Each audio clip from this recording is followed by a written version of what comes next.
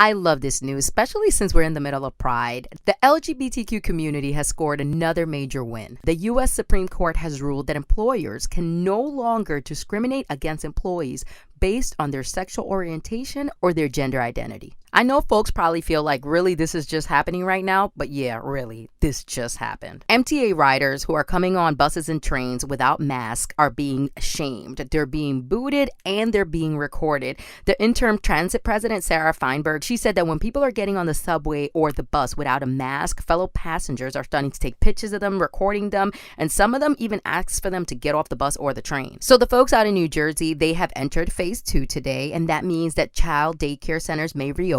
Restaurants and bars can do outdoor dining. Outdoor special events, including legal firework displays, are permitted. Even the mall is open. So the state of New York was acting up this weekend. Governor Cuomo says that the state received about 25,000 complaints of people not social distancing and hanging out outside of bars and restaurants that are selling to-go drinks. And you know, I ventured out this weekend and I rode around the city to see what's happening. And listen, New York City is lit. People are in the streets. I'm talking in Brooklyn, in Manhattan, in Queens. I didn't venture off to Long Island, but people are out here. And this has a lot of people worried that we might end up on lockdown again. So Vanessa Bryant and her older daughter, Natalia, have blocked a lot of like Kobe and Gianna fan pages, and people were calling them out about it. She has now stepped forward and said that the reason they have blocked those pages is because they don't want to constantly see images of their loved ones.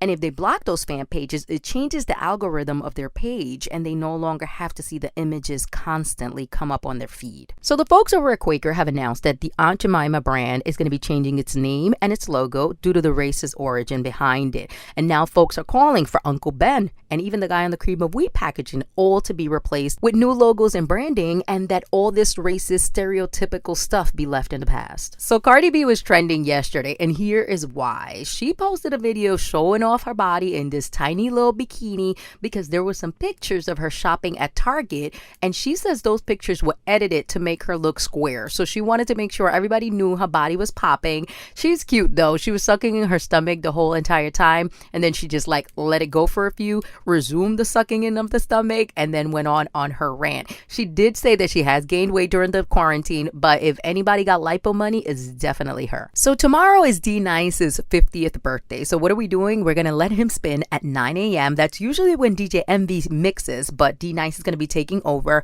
and he's also gonna be on The Breakfast Club doing an interview earlier in the morning. Lil Nas X is opening up about the reason why he didn't want to admit that he was a Barb earlier in his career before he came out of the closet. He said that people will assume if you have an entire fan page dedicated to Nicki Minaj, you are gay, and the rap music industry ain't exactly built or accepting of gay men yet. So now he openly admits that he is a Barb, and Nicki Minaj replied to him, you know, that she was kind of like saddened by the fact that he wouldn't admit that he was a Barb, but she totally understood his position. So you know, every Friday we bring you a concert live from a celebrity's living room. This is part of the iHeartRadio Keith Sweat Presents R&B Live Concert Series. And this week we're going to have Music Soul Child and Raheem Devon. They're going to be performing. We've got all the information on how you can watch up on the website. So yesterday there were reports that Nene Leakes had been let go from Real Housewives of Atlanta. Now her manager is saying that is not the case at all, and that Nene is always going to be welcomed on the show as long as she wants to be a part of it.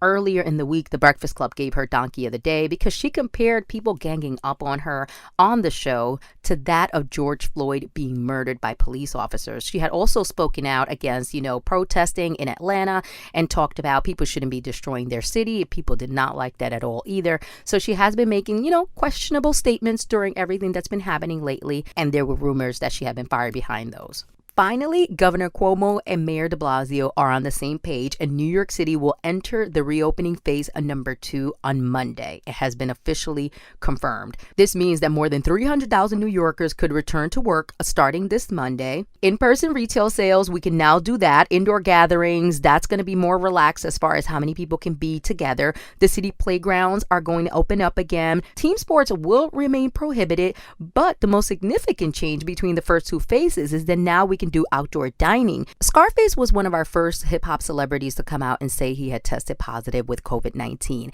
And 2 months later, he says he is still struggling and trying to recover. He even revealed that the virus had attacked his lungs and his kidneys and knocked both of those organs completely out.